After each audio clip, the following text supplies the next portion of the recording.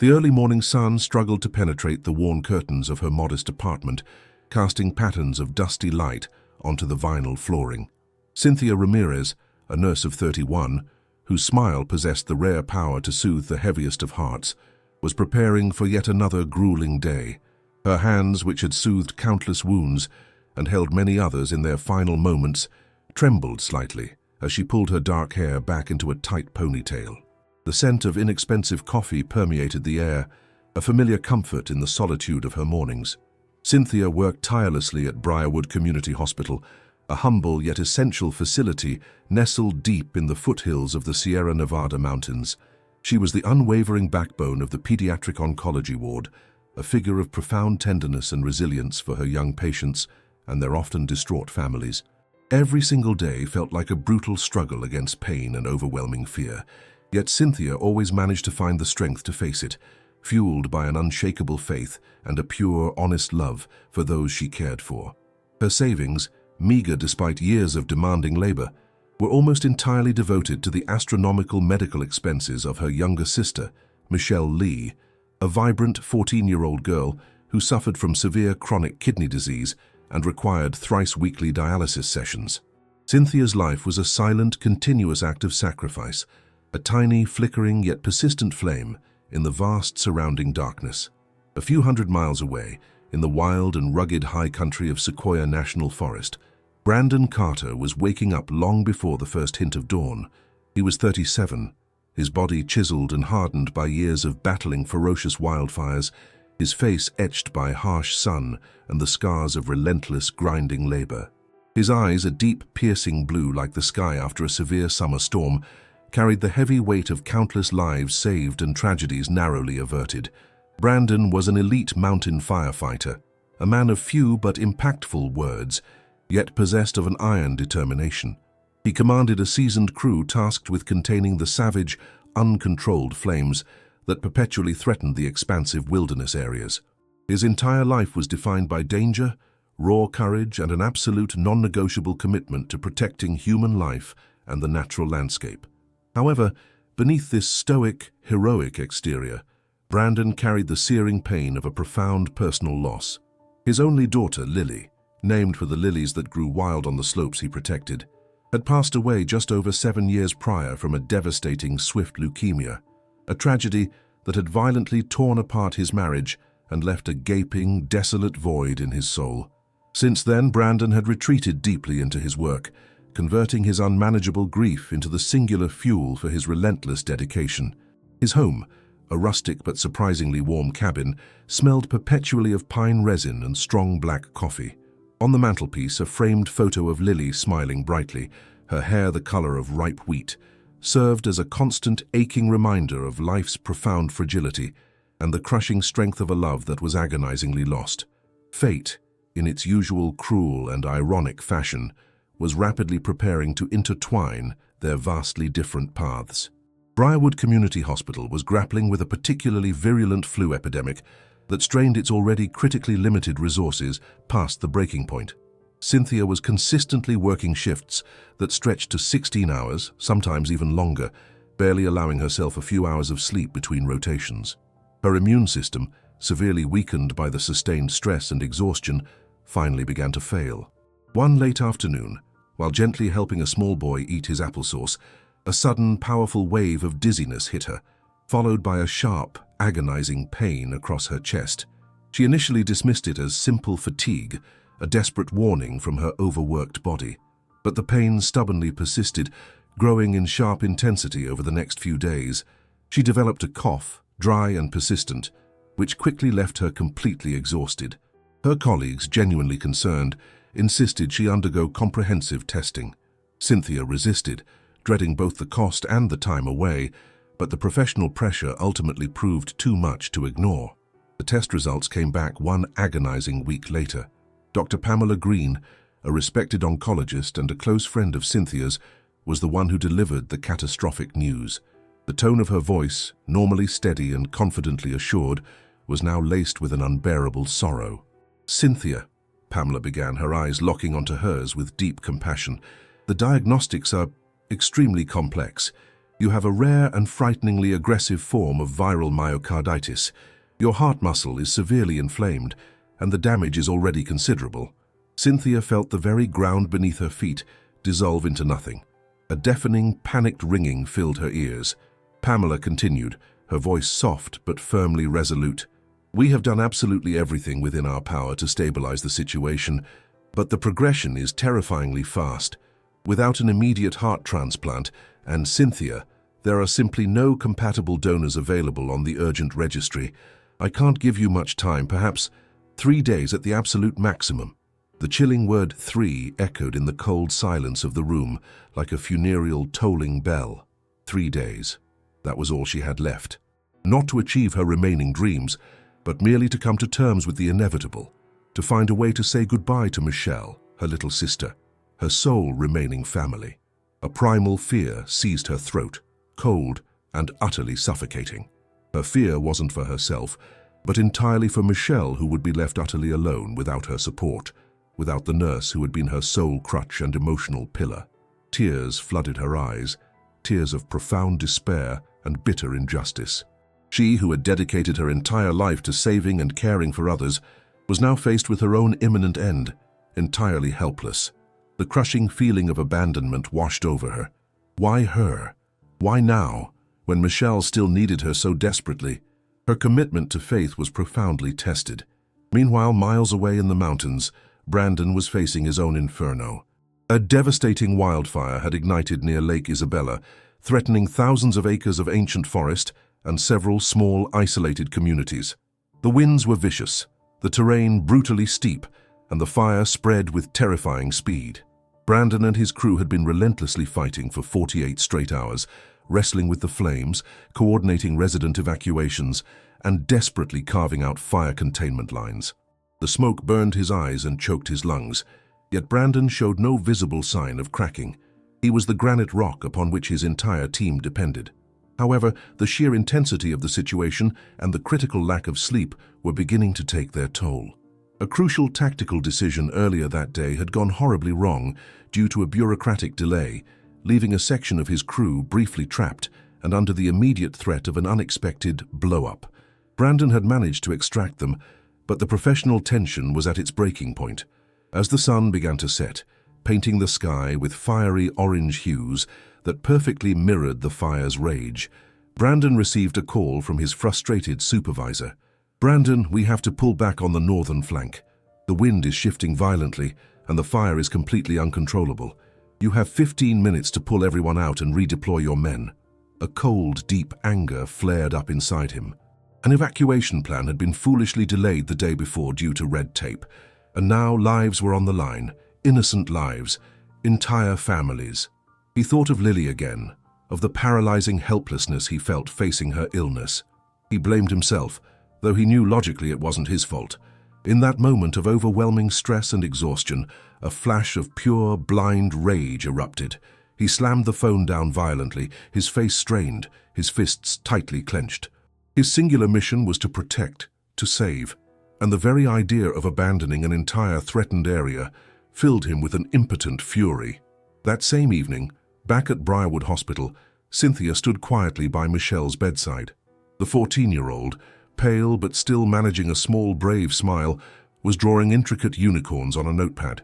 "Cynthia, you look exhausted. You really need to rest," Michelle said in a weak, concerned voice. Cynthia forced a bright smile, trying to hide the emotional storm raging inside her. How could she possibly tell Michelle that her big sister, her fiercest protector, her very source of comfort, would soon be gone? Guilt consumed her. She had promised to always be there. Night descended, bringing with it a deeper, more chilling darkness than usual. Cynthia, her heart heavy and her body painfully aching, returned to her apartment. She knelt down by her window, looking up at the stars through the obscuring veil of light pollution. A silent, desperate prayer escaped her lips, not for herself, but for Michelle, asking God to watch over her, even in her absence. The feeling of utter injustice was overwhelming. She had always genuinely believed in divine fairness, in the eventual reward for selfless goodness. Now, her most fundamental belief was being tested, brutally and completely. The second day of Cynthia's death sentence began. Things only grew worse. The decline in her health was terrifyingly rapid. Her breathing became shallow and ragged, every single breath a painful, desperate effort. The 3-day diagnosis felt like a grim prophecy fulfilling itself with horrifying speed. Pamela urged her to stay in the hospital, but Cynthia refused. She desperately wanted to spend her last remaining moments with Michelle, not confined to a cold, sterile, impersonal hospital bed. The doctors did their absolute best to manage her pain, but they could not stop the disease's merciless progression. The truth was raw and undeniable. Medical hope was entirely gone. At the exact same time, up in the mountains, Brandon was still battling. The wildfire was finally starting to recede, but reinforcements had arrived and the situation was slowly, painfully coming under control. Completely worn out, his face blackened with soot, Brandon drove his fire truck down a remote, winding service road. He was heading back to a command post for an essential debriefing. He desperately needed to clear his head and discharge the immense, pent-up pressure. The late afternoon sun, heavily veiled by smoke, created an oppressive, suffocating atmosphere. Suddenly, a quick movement at the edge of the forest caught his eye. A large buck, terrified by the flames and the smoke, darted across the road. Brandon slammed on the brakes, the truck skidded violently and smashed into a large redwood. The impact was brutal. The airbag deployed, but Brandon's head struck the steering wheel with a sickening thud. The pain was searing, but he was conscious. His arm was twisted at a deeply painful angle. The truck's radio, now shattered, merely emitted static. He was alone, injured, isolated in the middle of nowhere, his buried rage and helplessness mixing violently with the physical pain. The late afternoon was fading into evening, cloaking the mountain slopes in shades of deep purple and burning gold, even as the throbbing pain hammered Brandon relentlessly, leaving him injured and trapped inside his damaged fire truck. He struggled desperately to free himself, the warped door of the truck stubbornly refusing to open, his fractured arm sending waves of agony with every futile movement. In the urgency of his confinement, a profound, bitter resentment consumed him. He had dedicated his entire adult life to selfless service, willingly throwing himself into the lethal heart of the flames to protect complete strangers. Yet here he was, left utterly alone, at the cold mercy of a nature he had sworn to master. He thought of Lily, his little girl whose fragile heart he had been powerless to save, despite all his strength and courage. This thought, this vast, unhealed wound, sharply intensified his underlying anger. Why did life continue to snatch away everything he held dear, imposing cruel limitations that no amount of bravery could ever possibly overcome? He struck the steering wheel with his good fist, a guttural roar of sheer frustration escaping his lips. His faith, which had been severely shaken since Lily's death, was now merely a distant, agonizing memory, replaced by a cold, crippling cynicism. He had learned the harsh way that heroism was no guarantee of happiness or even basic fairness. Meanwhile, at Briarwood Hospital, Cynthia was once again admitted. Her brief walk in the park the previous day had utterly exhausted her beyond measure. Dr. Pamela Green had successfully persuaded her to accept a bed for essential palliative care. In the pediatric oncology ward, the atmosphere was suffocatingly heavy. Cynthia's young patients, instinctively sensing the grave situation, clustered anxiously around her, their small faces pale and worried. Little Daniel, a 7-year-old boy with bright red curls battling aggressive bone cancer, nestled close to her. "Nurse Cynthia, you're going to read us the story about the shooting stars tonight, aren't you?" he pleaded, his large, innocent eyes disarmingly earnest. Cynthia, struggling desperately for each breath, nodded faintly, a single silent tear tracing a path down her cheek. She knew with chilling certainty that this would be the final time. The profound injustice of her fate struck her anew, violent and absolutely cruel. She, who was the very beacon of hope for these fragile children, was about to abandon them. A crushing sense of guilt overwhelmed her, as if her illness were a deliberate betrayal of her sacred calling. She tried to pray, to access the strength she always drew from her deep knowledge of Scripture, but her inner voice was drowned out by the noise of her escalating fear and the frantic, irregular rhythm of her failing heart. The news of Brandon's accident spread rapidly among the various emergency teams. Fortunately, a passing highway patrol car discovered his damaged truck soon after. He was quickly extricated, his arm immobilized in a makeshift splint, and transferred to Briarwood Hospital for a full assessment. Ironically, He was admitted to a section of the emergency department located directly beneath the pediatric floor where Cynthia was fighting her final battle.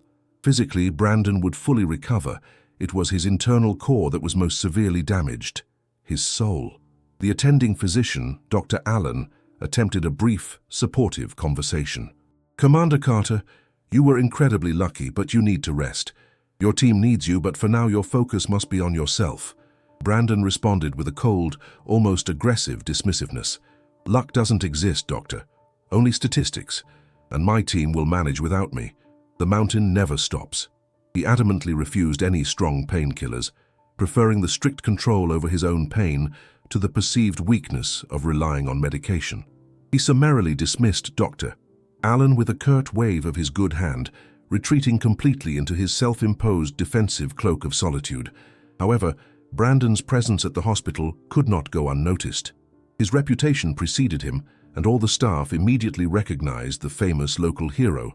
A night nurse, Brenda Walker, a woman with a simple heart and a quiet, unassuming faith, overheard the painful gossip about Cynthia's critical condition. Brenda held a deep, profound respect for Cynthia, often affectionately calling her the ward's angel. She also knew that Cynthia was the sole source of belief in little Michelle's eventual recovery. Brenda recalled seeing Cynthia kneeling in silent prayer by her park bench the day before, a desperate murmur that had strangely resonated deep within her own heart. That night, Brenda was responsible for monitoring the post-trauma patients, including Brandon. As she checked his IV drip, a clear, persistent thought crossed her mind, an unignorable intuition. She had to speak to Brandon. Brenda cautiously approached Brandon's bedside, trembling nervously but resolute. "Commander Carter, I know this is absolutely not my place, but there is a nurse here, Cynthia Ramirez. She has only hours left to live. She has the most beautiful heart, but it's failing fast." Brandon looked up at her with clear, undisguised boredom. "And? People die every day, nurse." "That is not my concern." Brandon's tone was icy, utterly unforgiving. Brenda felt tears immediately well up. "I know, but Cynthia has given everything to others. She is the angel of those sick children upstairs. Her little sister depends entirely on her. And you are a hero. You risk your life saving trees and cabins. Can't you do one thing? For a heart that truly deserves to keep beating." Brandon suddenly sat up sharply, the pain in his arm momentarily forgotten, replaced by a fierce, contained rage. "Don't talk to me about heroism, nurse. Heroism means absolutely nothing when facing death. I watched my daughter die. I gave everything I had and I got nothing back but pain. Your nurse and her little sister, that is their battle to fight. Life is only about survival, nothing more." The sheer contempt in Brandon's voice was so profound that Brenda recoiled instantly, tears streaming down her face. She felt foolish, utterly stupid for having believed she could penetrate the ice surrounding this man.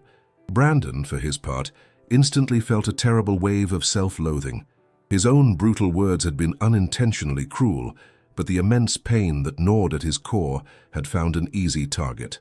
He stared up at the stark white ceiling, the image of the nurse's terrified face relentlessly replaying in his mind. He realized with a sickening clarity that he had become precisely the kind of harsh man he despised. His deep, entrenched anger against fate had mutated into a harsh rage against the innocent. All night long he lay awake, agitated, the memory of Lily and the image of the now motherless Michelle merging horribly with the nurse's sad, pleading face. A crippling guilt began to creep in, an alien and deeply uncomfortable sensation for a man who had always believed in the absolute righteousness of his own actions. The second day of Cynthia's fatal countdown arrived. Her room was eerily silent, save for the weak, irregular beeping of the cardiac monitors that tracked her heart's desperate final struggle. She had accepted the inevitable, her heart pulsing weakly, but she refused any strong sedatives. She wanted to remain fully lucid, to cherish every single moment left with Michelle. Michelle, sitting quietly beside her, held her hand, gently reading a passage from the Bible that Cynthia had marked years ago. It was the ancient story of faith and unyielding hope against impossible odds. Cynthia's faith, though severely tested, remained. She was at peace, having made her final, silent farewells. Her soul-consuming regret was leaving Michelle entirely alone. Brandon, completely exhausted from the lack of sleep and his grueling internal battle, was discharged. He had to report back to the command post. He was still fiercely angry, but the tiny seed of doubt planted by Brenda's words had begun to sprout. As he slowly crossed the hospital lobby toward the exit, he suddenly heard the heart-wrenching sound of raw crying. He followed the sound and found himself near Cynthia's room. He saw Michelle, her face utterly soaked with tears, clinging desperately to Dr. Pamela Green. "She's gone, isn't she?" Michelle sobbed uncontrollably. "She's letting go. She promised me." Jack's heart clenched violently in his chest. Michelle's cry, her sheer, paralyzing despair, instantly reawakened the profound pain of his own loss, the searing memory of his own bitter tears shed for Lily. It was the purest, most unbearable kind of pain, the pain of a child utterly abandoned. He moved forward, acting purely on instinct. He completely ignored Dr. Green's disapproving glance, his anger momentarily overridden. He awkwardly knelt beside Michelle, his injured arm preventing an easy, comforting gesture. He looked directly into Michelle's eyes, those same blue eyes filled with a grief he knew all too intimately. "She's not gone, kid. She's just very tired," Brandon whispered, his voice hoarse with emotion. Michelle looked up at him, startled. "Who are you?" "I'm Brandon, a firefighter. I'm terrible with words, but I'm so sorry. I am so deeply sorry you have to go through this." There was a raw, undeniable sincerity in his words that touched the little girl. He wasn't offering false hope. He was sharing a painful, universal truth. Dr. Green, though initially wary, recognized the genuine, agonizing pain in Brandon's eyes. She slowly stepped back, granting these two broken souls a brief, necessary space for mutual comfort. Brandon remained there for a few moments, feeling oddly at home despite his soot-stained uniform and broken arm. He stood up, about to leave, when he caught sight of Cynthia. She was terrifyingly pale, almost translucent, her heart fiercely battling the inevitable. The monitor showed frighteningly low numbers. Dr. Green had been correct. Cynthia Ramirez was actively dying. Brandon looked at the nurse, and for the first time in years, he didn't see a stranger, but saw humanity in its purest, most fragile form. He thought of how callously he had dismissed her, even despised her. His overwhelming guilt immediately morphed into a sudden, unexpected decision to act, not out of obligation, but from an urgent, desperate need to mend his own fractured soul. He turned abruptly to Dr. Green. "Dr. Green, I need to talk about that transplant. What will it take? Money? Influence? I'm Brandon Carter. Tell me exactly what I can do." Dr. Green was utterly stunned by the sudden radical change in the man she had previously seen as cold and distant. "Commander Carter, I appreciate it, but this isn't about money or influence, it's about time. There is no compatible donor, and Cynthia literally has hours left. Her heart damage is irreversible. Medicine has reached its limit." Brandon stood silent for a long moment, his gaze fixed on Cynthia. He remembered the last words of his own daughter, Lily, just days before she passed. "Dad, prayer is like a mountain fire line. When you have nothing left, it's your last line of defense." Brandon had angrily dismissed those words back then, wrapping himself tightly in his inconsolable grief. Now they resonated with a chilling, undeniable clarity. He, the man of the mountains, the master of fire, felt completely disarmed by a different kind of fire that he couldn't put out.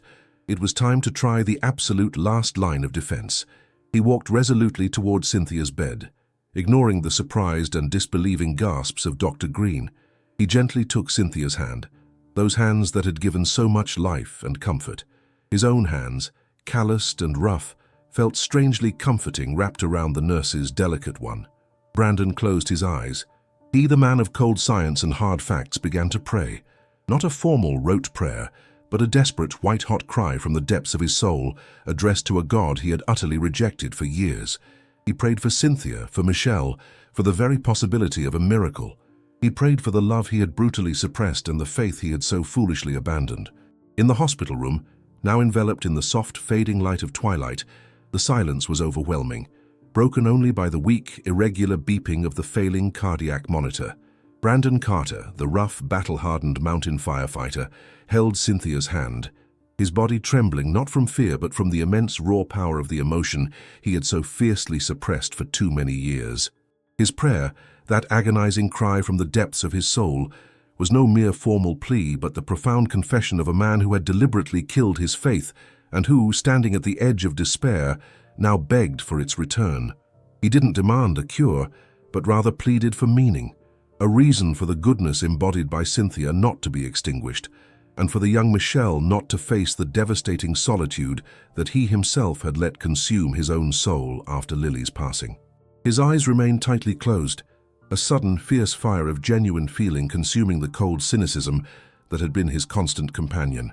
Dr. Green and Michel, frozen in shock, watched the scene unfold, silent, awestruck witnesses to this desperate and sacred exchange. A few heartbeats, which stretched into what felt like an eternity, passed, and then, in the suffocating quiet, the utterly unimaginable occurred. The cardiac monitor, which had been tracking her imminent demise, suddenly emitted a different, stronger and much more rapid tone. The rhythm, previously dangerously erratic, began, impossibly, to stabilize. Dr. Green, professionally accustomed to witnessing death, rushed forward, her mind reeling. She checked the vital signs, the monitor readings, her medical training battling fiercely against the undeniable reality her eyes presented. Cynthia's heart, the severely damaged muscle, was actively beginning to strengthen. The progression of the aggressive myocarditis had abruptly ceased, and more astonishingly, an active regression of the severe damage had begun. Within just minutes, the heart rate completely stabilized at a normal, healthy rhythm. Cynthia slowly opened her eyes, a faint, peaceful smile gracing her lips. The fatigue was still there, but the pain and paralyzing fear had completely vanished, replaced by an unexpected and profound serenity.